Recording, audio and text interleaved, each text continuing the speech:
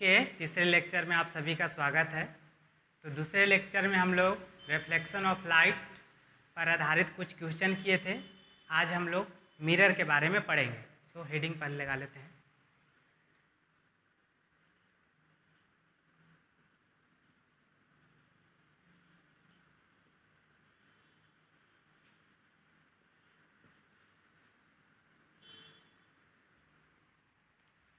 तो मिरर एक ऐसा सरफेस है जो लाइट को यूनिफॉर्मली रिफ्लेक्ट करता है। तो the surface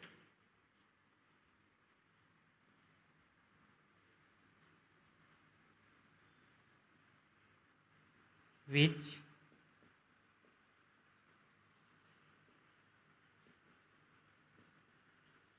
reflects the light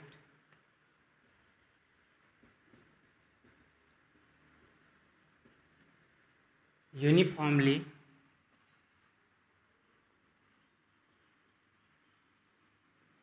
is called mirror. मतलब मिरर एक ऐसा सरफेस है जो लाइट को यूनिफॉर्मली रिफ्लेक्ट करता है। अब यूनिफॉर्मली का क्या मीनिंग है वो अभी हम लोग देखेंगे कि क्या इसका मतलब है, लेकिन उससे पहले हम लोग ये देख लेते हैं कि आखिर मिरर बनाते कैसे हैं। तो मिरर बनाने के लिए एक ग्लास प्लेट लिया जाता है और ग्लास प्लेट के एक साइड को उसको पॉलिश कर दिया जाता है। तो मान लीजिए कि ये कोई ग्लास प्लेट है यहाँ पास, तो ये अगर कोई ग्लास प्लेट है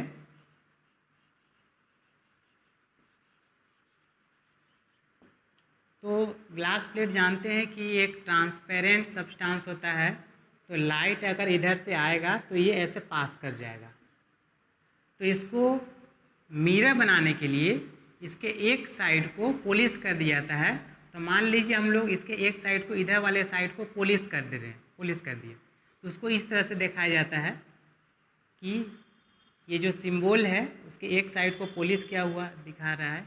इसका मतलब कि इधर वाले साइड को हमने पॉलिश कर दिया, मतलब लाइट इधर से आएगा और ऐसे रिफ्लेक्ट होगा। तो लाइट अब यहाँ से ऐसे जाएगा तो उधर जा नहीं पाएगा और यहाँ से वो रिफ्लेक्ट हो जाएगा।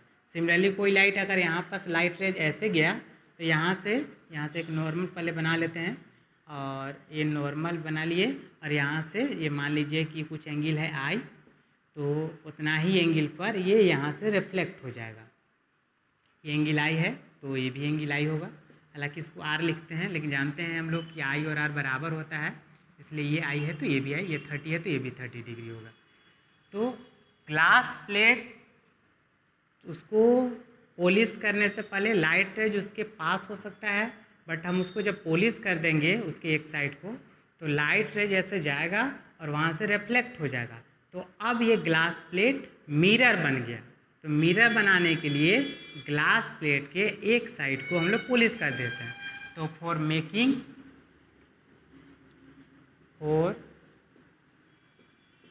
Making mirror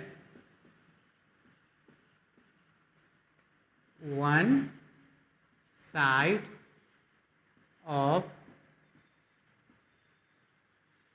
glass plate is polished। Mirror बनाने के लिए ग्लास प्लेट के एक साइड को हम लोग पॉलिश कर देते हैं। तो ये ग्लास प्लेट जो था, अब हम इसको बोल सकते हैं कि ये ग्लास प्लेट मिरर बन गया, चूँकि हम लोग इसको पॉलिश कर दिए।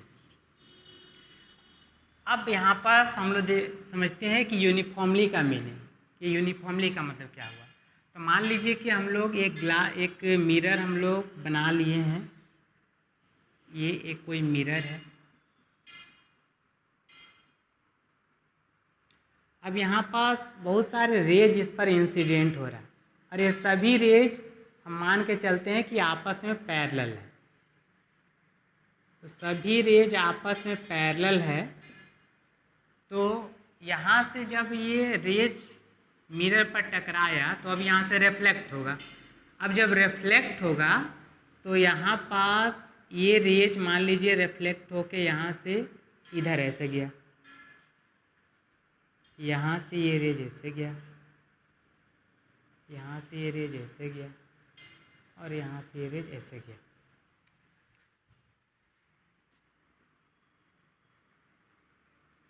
तो ये जो रेज जो हैं ये इंसिडेंट रेज है और ये रिफ्लेक्टेड है। तो इंसिडेंट रेज जो था वो आपस में पैरेलल था और जो रिफ्लेक्टेड रेज जो होगा वो भी आपस में पैरेलल होगा जब ये मिरर रहेगा। मतलब ये मिरर जो होगा वो सभी इंसिडेंट रे को एक ही तरह से वह रिफ्लेक्ट करेगा। मतलब ये पहले से पैरेलल था तो बाद में भी पैरेलल हो जाएगा और इसको बोला जाता है यूनिफॉर्म रिफ्लेक्शन। यूनिफॉर्म रिफ्लेक्शन मतलब किसी का एंगल ना तो ज़्यादा होगा और ना किसी का एंगल कम। तो इस तरह से यूनिफॉर्म रिफ्लेक्शन हुआ। इसलिए मिरर जो करता है वो सभी रेज को यूनिफॉर्म रिफ्लेक्ट करता है। ऐसा इसलिए हुआ क्योंकि इसका सरफेस बिल्कुल, ये वाला सरफेस बिल्कुल स्मूथ, इधर जिधर से लाइट का रिफ्लेक्शन हो रहा है उधर वाला सरफेस बिल्कुल स्मूथ था। लेकिन मान लीजिए कोई ऐसा सरफेस है जो रफ है। रफ मतलब कि वो उसका सरफेस कहीं उठा हुआ कहीं धंसा हुआ इस टाइप से है। अब इसको मान लीजिए कि कोई ऐसा सरफेस है, ये मान लीजिए कि लाइट उधर नहीं जा सकता है। अब इस पर भी मान लीजिए कि ये इंसिडेंट रेज जो आया वो आपस में पैरेलल था। तो ये जो इंसिडेंट रेज जो है आपस में पैरेलल है, तो यहाँ से रिफ्लेक्शन के बाद अब क्या होगा, कुछ रेज ऐसे चल जाएगा, कुछ रेज ऐसे चल जाएगा, कुछ रेज ऐसे चल जाएगा, कुछ रेज ऐसे चल जाएगा। तो इसमें और इसमें देखिएगा तो ये आ जाएगा कि इसमें मिरर पर टकराने से पहले आपस में पैरेलल था, लेकिन मिरर से टकराने के, सॉरी मिरर बोल रहे हैं, मिरर ये नहीं है, कोई इरेगुलर सरफेस है। तो ये सरफेस पर टकराने से पहले ये जो रेज जो है वो आपस में पैरेलल था, लेकिन टकराने के बाद यहाँ से रिफ्लेक्शन के बाद ये रेज आपस में पैरेलल नहीं है। तो यहाँ पास ये रिफ्लेक्शन जो है वह यूनिफॉर्म ना होकर नॉन यूनिफॉर्म हो गया, मतलब इरेगुलर रिफ्लेक्शन हुआ, रेगुलर नहीं है। ये रेगुलर रिफ्लेक्शन है या फिर यूनिफॉर्म रिफ्लेक्शन बोल सकते हैं। और यहाँ का रिफ्लेक्शन यूनिफॉर्म ना होकर नॉन यूनिफॉर्म या इरेगुलर है। इस रिफ्लेक्शन को बोला जाता है diffused reflection. Diffused reflection, diffuse reflection का मतलब सभी रिफ्लेक्शन आपस में मिल गए, कोई एक खास एंगल पर सब आपस में पैरेलल इसके जैसा नहीं है। तो सरफेस यदि स्मूथ रहेगा तो लाइट का रिफ्लेक्शन यूनिफॉर्म होता है, जिसकी वजह से हमें उसमें मिरर में अपना इमेज दिखेगा। जबकि सरफेस यदि स्मूथ नहीं रहेगा, उसमें रफनेस होगा, तो वहाँ पर रिफ्लेक्शन यूनिफॉर्म नहीं रह पाएगा। और जब यूनिफॉर्म नहीं रह पाएगा तो हमें उसमें अपना इमेज नहीं दिख पाएगा। यही कारण है कि जब हम स्टील का बर्तन नया नया खरीदते हैं तो उसमें जब देखते हैं तो उसमें अपना फेस दिखता है, क्योंकि वहाँ पर उसका सरफेस बिल्कुल स्मूथ होता है और उसमें भी लाइट का रिफ्लेक्शन यूनिफॉर्म होता है। जबकि कोई ऐसे सिंपल कोई सरफेस ले लीजिए, मिट्टी का दीवार इस टाइप से कुछ ले लीजिए, तो उसमें अपना फेस नहीं दिखता है, इसलिए इमेज उसका नहीं दिखता है, उसमें हमारा इमेज नहीं दिखता है, क्योंकि यहाँ पर लाइट का रिफ्लेक्शन यूनिफॉर्म नहीं होता है, क्योंकि उसमें रफनेस बहुत ज़्यादा है। तो इस तरह से हो जाएगा। तो मिरर एक ऐसा सरफेस है जो लाइट को यूनिफॉर्मली रिफ्लेक्ट करता है। मिरर बनाने के लिए ग्लास के एक साइड को पॉलिश कर दिया जाता है, और जब मिरर है तो वह लाइट को यूनिफॉर्म रिफ्लेक्शन करता है। जबकि कोई मिरर नहीं है, कोई इरेगुलर सरफेस है, तो वहाँ पास मतलब ये स्मूथ नहीं है, तो वहाँ पास लाइट का रिफ्लेक्शन यूनिफॉर्म ना होता है और उसको बोला जाता है डिफ्यूज रिफ्लेक्शन। इसके बाद हम इसका मिरर के टाइप्स के बारे में पढ़ेंगे। तो मिरर का दो टाइप है, एक plane mirror and second spherical mirror. तो मिरर का दो टाइप है जो कि हम लोग अभी लिखते हैं। There are two types of mirror.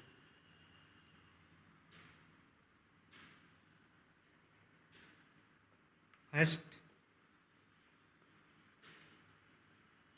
Plane mirror and second spherical mirror. ये जो मिरर का जो नाम दिया गया है प्लेन मिरर और स्फेरिकल मिरर, वो उसके रिफ्लेक्टिंग सरफेस के नाम पर दिया गया है। रिफ्लेक्टिंग सरफेस का मतलब ये हुआ कि जिस साइड से लाइट का रिफ्लेक्शन हो रहा है। अब मान लीजिए कि ये कोई मिरर है तो इसका ये वाला साइड तो हमने पॉलिश कर दिया, तो लाइट जब भी इसमें आएगा तो इधर से आ सकता है रिफ्लेक्शन के लिए, क्योंकि इधर वाला साइड तो हम लोग पॉलिश कर दिए। तो ये जो इधर से लाइट आ रहा है, इधर से ऐसे लाइट आया और इधर से यहाँ से रिफ्लेक्शन हो रहा है, तो ये जो सरफेस है इसी को बोल रहे हैं रिफ्लेक्टिंग सरफेस। तो रिफ्लेक्टिंग सरफेस के आधार पर मिरर का दो टाइप बनाया गया है, एक है प्लेन मिरर और दूसरा स्फेरिकल मिरर। प्लेन मिरर का मतलब कि यदि लाइट जिस सरफेस से रिफ्लेक्ट हो रहा है यदि वो प्लेन है तो उसको बोलेंगे प्लेन मिरर। मतलब रिफ्लेक्शन ऑफ लाइट किसी प्लेन सरफेस से हो रहा है तब उसको बोलेंगे प्लेन मिरर। यदि रिफ्लेक्शन ऑफ लाइट किसी स्फेरिकल सरफेस से हो रहा है तो उसको बोलेंगे स्फेरिकल मिरर। तो ये कैसे होगा? तो एक मान लीजिए कि एक होलो स्फेरिकल ग्लास है, एक होलो स्फेरिकल ग्लास है। अब इसको क्या किए कि यहाँ से कट कर दिए तो ये ऐसे निकला यहाँ पास।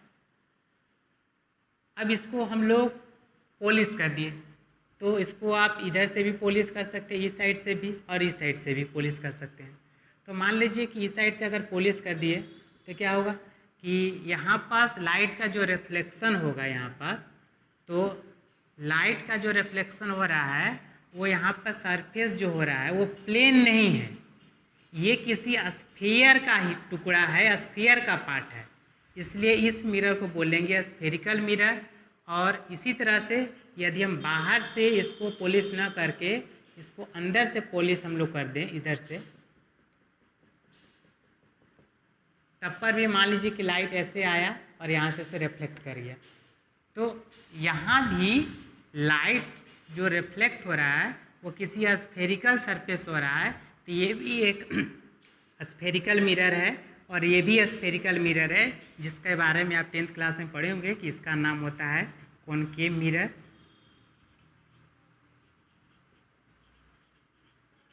और इसका नाम है कॉन्वेक्स मिरर। तो कॉनकेव हो या कॉन्वेक्स हो, दोनों स्फेरिकल ग्लास का हिस्सा होता है। तो प्लेन मिरर का मतलब कि लाइट जिस सरफेस से रिफ्लेक्ट हो रहा है यदि वो प्लेन है तो उसको बोलेंगे प्लेन मिरर। और स्फेरिकल मिरर का मतलब कि लाइट जिस सरफेस से रिफ्लेक्ट हो रहा है यदि कि वह किसी स्फीयर का पार्ट है तो उसको बोलेंगे स्फेरिकल मिरर। मतलब कॉमनली हम इसको और इसको दोनों को स्फेरिकल मिरर बोलेंगे, जिसमें से इसका अलग से नाम बोला जाएगा कॉनकेव मिरर और कॉन्वेक्स मिरर। तो हम लोग डिफाइन करते हैं प्लेन मिरर को। तो प्लेन मिरर को हम लोग अभी डिफाइन करेंगे।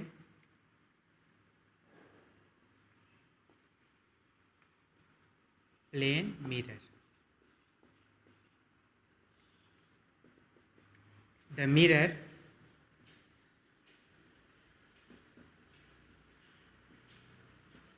whose reflecting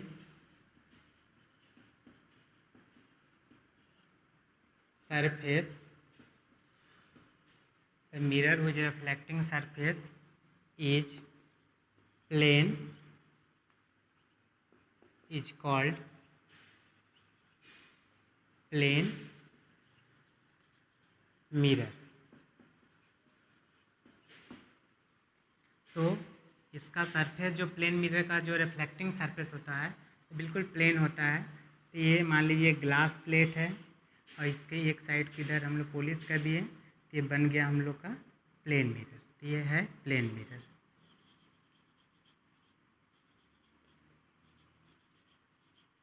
घर में जो हम लोग यूज करते हैं मिरर, तो वो प्लेन मिरर होता है। उसमें आप देखिएगा उसका सरफेस बिल्कुल जहाँ से लाइट का रिफ्लेक्शन होता है वो बिल्कुल प्लेन होता है, तो आपका है plane mirror.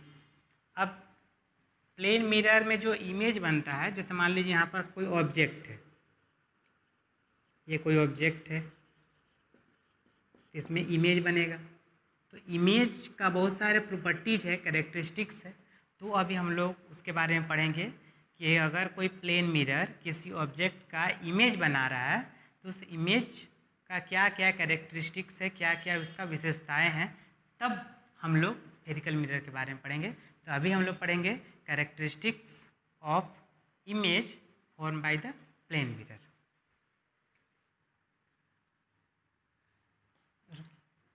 Characteristics of image formed by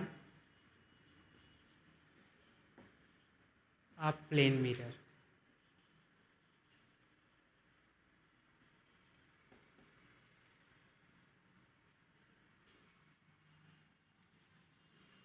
मतलब प्लेन मिरर जो इमेज बनाता है, फॉर्म करता है, उसका कैरेक्टरिस्टिक्स।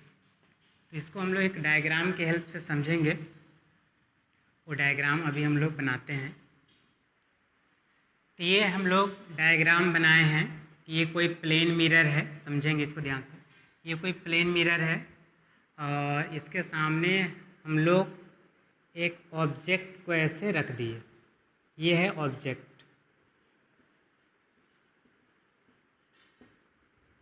अब ऑब्जेक्ट से बहुत सारे रेज निकलेगा, तो उसमें से कुछ रेज को हम लोग लेके चलते हैं। तो मान लीजिए कि एक रेज यहाँ से ऐसे गया, यहाँ से ऐसे रेज गया, और ये जो रेज है वह मिरर पर इस पॉइंट पर इंसिडेंट किया। अब यहाँ पास इंसिडेंट किया, अब इसके बाद यहाँ से लाइट रेज का रिफ्लेक्शन होगा। अब रिफ्लेक्शन के लिए हमें ये देखना पड़ेगा कि इसका एंगल ऑफ इंसिडेंस कितना है और एंगल ऑफ रिफ्लेक्शन कितना है। तो यहाँ पास उसके लिए हमें नॉर्मल खींचना पड़ेगा। तो यहाँ पास एक मान लीजिए कि हम एक नॉर्मल ड्रॉ कर रहे हैं। तो ये एक नॉर्मल है, परपेंडिकुलर है। अब ये एंगल मान लेते हैं कि ये एंगल है थीटा। तो एंगल ऑफ इंसिडेंस हो गया, ये नॉर्मल है और ये रिफ्लेक्टेड रे है। तो ये वाला एंगल हो जाएगा angle of reflection, that is r, और ये आई और आर इक्वल है, तो ये थीटा है, तो ये भी थीटा। यहाँ से रे ऐसे गया, कोई आर्बिट्ररी हम लोग रे कंसिडर किए, यहाँ से ऐसे गया और थीटा एंगल पर इंसिडेंट किया था और ये थीटा एंगल पर ही रिफ्लेक्ट हो गया। अब एक और रे लेते हैं यहाँ पास, इसके जस्ट ऐसे। तो यहाँ पास रे जो है यहाँ से ऐसे निकला। अब ये जो रेज है ऐसे आगे बढ़ते गया, ये इसको भी हटा देते हैं। ये रे ऐसे गया, अब यहाँ से मिरर पर इंसिडेंट किया। अब मिरर पर इंसिडेंट किया तो यहाँ पास यहाँ से रिफ्लेक्ट होगा। अब रिफ्लेक्ट होगा तो हमें इसका एंगल ऑफ इंसिडेंस और एंगल ऑफ रिफ्लेक्शन निकालना होगा। तो चूँकि देख रहे कि ये जो रे है वो मिरर पर परपेंडिकुलर है और नॉर्मल भी खींचेंगे तो ये इसी पर आएगा। मतलब इंसिडेंट रे और नॉर्मल दोनों एक ही लाइन पर है। डेट में यहाँ पास आई का वैल्यू जो है आई इज इक्वल टू 0 है। अब आई 0 हो जाएगा तो आर भी 0 होगा, यानी कि जो रे जो होगा वह नॉर्मली आया ऐसे। मतलब यहाँ एंगल ऑफ इंसिडेंस 0 और एंगल ऑफ रिफ्लेक्शन भी 0। इसका मतलब रे नॉर्मल पर ही जाएगा, मतलब यहाँ से ऐसे रिफ्लेक्ट कर गया। अब ये जो रिफ्लेक्ट किया रे इसी टाइप से ये आगे चलकर ऐसे बढ़ते गया। इस तरह से हमें दो रिफ्लेक्टेड रे, एक यहाँ और एक यहाँ मिल गया, और ये दोनों रिफ्लेक्टेड रे ऐसे इनके बीच का दूरी बढ़ते जाएगा और ये आपस में कभी नहीं मिलेगा इधर। तो लेकिन हम लोग जब इसको पीछे की ओर सोचे, पीछे की ओर एक्सटेंड करें, तो हमें ये जैसे इधर से देखेंगे तो इनके बीच का दूरी कम होते जा रहा है। तो अगर हम इसको पीछे की ओर बढ़ाएं तो एक जगह पर मिलते हुए प्रतीत हो सकता है। तो यहाँ पास इसको पीछे की ओर हम लोग एक्सटेंड किए हैं और इसको भी पीछे की ओर एक्सटेंड किए हैं, और ये दोनों रेज इस जगह पर इस जगह पास मिलता हुआ प्रतीत हो रहा है। इसका मतलब कि इस पॉइंट का, ये जो पॉइंट है इसका एक वर्चुअल इमेज, रियल नहीं होगा, क्योंकि ये जो रेज है वो रियल में इस जगह पास नहीं मिल रहा है। इस पॉइंट का ये वर्चुअल इमेज इस जगह पास बनेगा। इस टाइप से हम लोग और भी रेज इस पॉइंट से सब जगह से रेज निकलेगा। अब सब जगह को लेकर आप फिगर बनाइएगा तो इसका इमेज फिर यहाँ बनेगा, इसका इमेज यहाँ बनेगा, इस टाइप से इमेज बनेगा। इस टाइप से ये टोटल ऑब्जेक्ट का ये फाइनल इसका इमेज बन गया। और ये जो इमेज है जो कि रियल नहीं है, वर्चुअल है, ये वर्चुअल इमेज हो गया।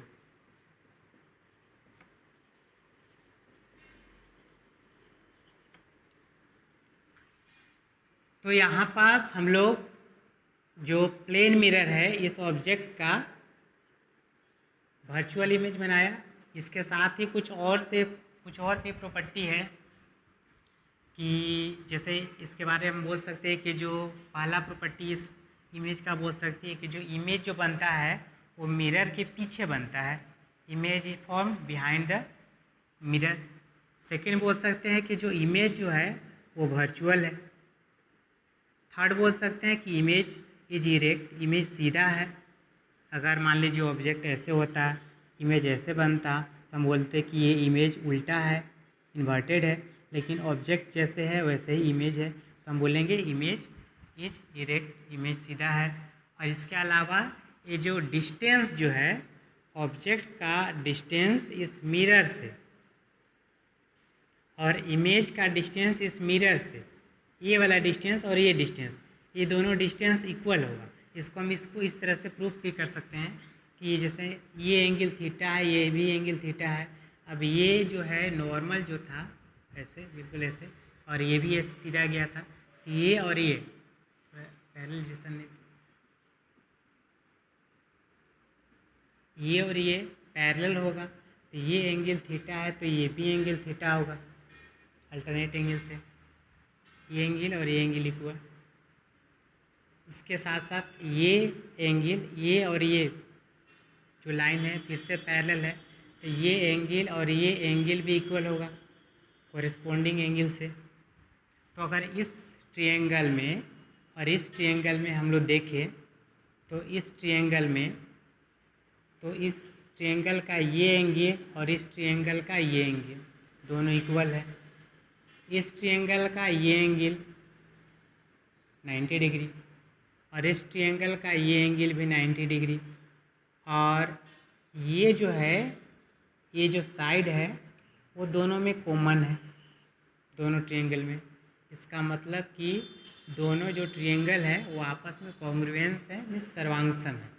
ये एंगल और ये एंगल इक्वल, ये एंगल और ये एंगल दोनों इक्वल 90 डिग्री, और ये साइड कॉमन, मतलब both triangles are congruence, hence this distance and this distance are equal.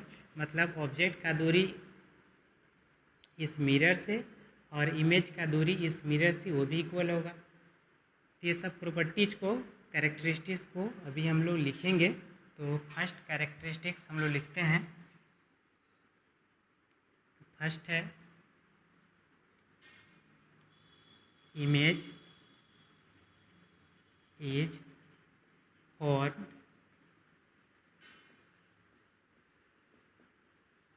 behind the mirror.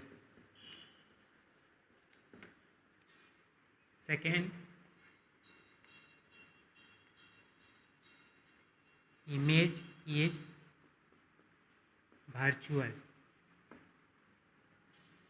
Third, image is erect. और distance of image from mirror and distance of object from mirror are same. ये वाला distance और ये distance equal.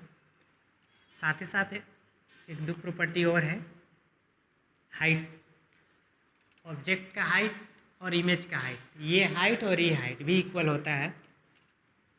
तो height of image and height of object are same. मतलब ये object अगर 10 centimetre का है तो इमेज भी 10 सेंटीमीटर का होगा, ये इसका मीनिंग है। और 6, image formed by a plane mirror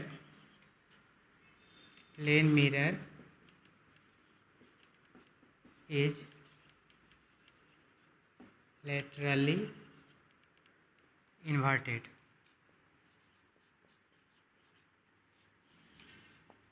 laterally inverted। तो ये हाइट ऑफ ऑब्जेक्ट और हाइट ऑफ इमेज ये बराबर होगा। साथ ही साथ एक और है कि जो प्लेन मिरर जो इमेज बनाता है वो लेटरली इन्वर्टेड होता है। लेटरली इन्वर्टेड का मतलब जो राइट साइड है वो लेफ़्ट साइड हो जाएगा और जो लेफ़्ट साइड है वो राइट साइड होगा। और इसको कुछ ऐसे आप कुछ अल्फ़ाबेट से भी आप समझ सकते हैं कि जैसे मान लीजिए इसको समझना है तो जैसे मान लीजिए कि हम यहाँ पास एक लेटर लिखते हैं,